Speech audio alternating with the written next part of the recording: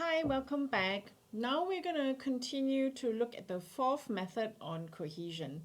Sometimes students would say, well, I feel like my vocabulary is quite limited. I don't know how else to improve, or I don't know how else to make more vocabularies. Then you might have friends who say, hey, try thesaurus.com. You will find a lot of synonyms. But then there's something that students may not know, that you can also expand your vocabulary of a keyword using different forms.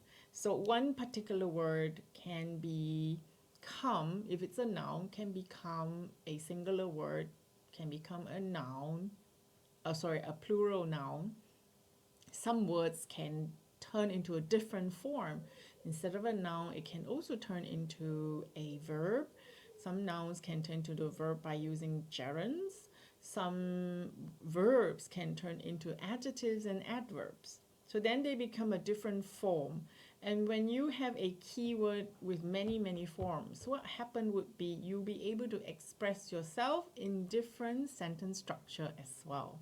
So we're going to look at lexical cohesion. Hopefully that you can see that not only knowing the synonym of a word is important, but knowing that you can expand your vocabulary in different form is important. And the dictionary, a good dictionary, will show you how one word can be turned into different forms. So let's take a look at the slides. Don't know why it's not working. There it is. This is a way of achieving a cohesive effect by using a particular vocabulary items. So it's different form of the keyword. You can refer to the same idea by using the same word or different words. So you can, if you want to, yeah. So you have to make sure that you are still talking about the same thing throughout your paragraph. So patients who repeatedly take overdoses pose considerable management difficulties. The problem-oriented approach is not usually effective with such patients. And which patients? Them. So you can still have an option by using reference word. Otherwise, you can keep the same word. Yeah. When a patient seems to be developing, now this is no longer a plural word. It's a singular word, but it's still under the theme patience. Yeah. So that's one way you can use lexical cohesion. And that's not, I don't think it's repetitive. A paragraph with 3 keywords is not repetitive because it allows your reader to understand that you're still talking about the patients. Sample 2. Now these samples, I think they are all in the notes. So you can draw the arrows in the notes. The first example illustrates an impulsive overdose taken by a woman who has had experienced a recent loss and had been unable to discuss her problem with her family. During the relatively short treatment, the therapist helped the patient, so it's quite obvious this the patient is the woman because it's always referring to the subject. So this patient, because she got admitted to the hospital for some kind of loss in the family.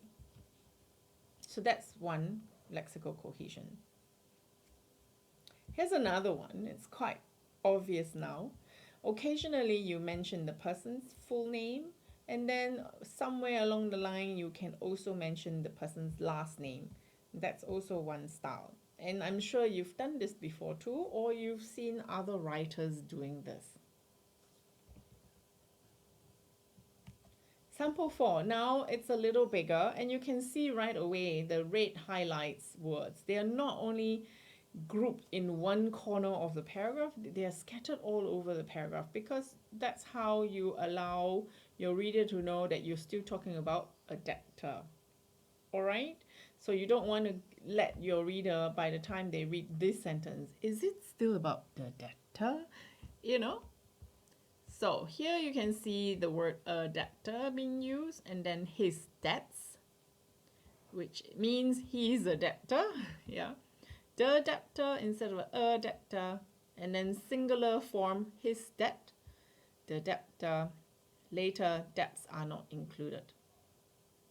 Okay, so it is still the root word debt, but it's in different form. What happened when it's in a different form? You look at each sentence and you can see they are all in different part of a sentence. Yeah, and they still continue to bring the unity of your paragraph. And you see this a lot earlier when I showed you the video on the paragraph overview, you know. This is one that's, I didn't use the word lexical cohesion in that video because I don't want to confuse the viewer. But now you know this style, the expansion of vocabulary, is called lexical cohesion. So you can see they're all related to each other. They refer back, refer back, refer back. So here's another one. A little too fast. You can pause the video. I think this paragraph is also in your notes. You can try and find some lexical cohesion. Welcome back. So the first one is complaints, singular, and complaints, plural. Higher education and universities and technical colleges, they are all one set of lexical cohesion. Teaching methods and audiovisual techniques, they are also teaching methods. So this is one that helps your reader to know that, yes, we are still talking about teaching methods, yeah, and this and that, and at the university level. Exercise 2. Pause the video again and try to find the lexical cohesions in this paragraph. And you've seen this paragraph before because it talks about the IQ scores and diets of children. So if you've seen this before in the other videos, then you know there are all these all over. So two variables, the variables, dietary plan patterns, diet. I think there's another diet somewhere, I'm not sure.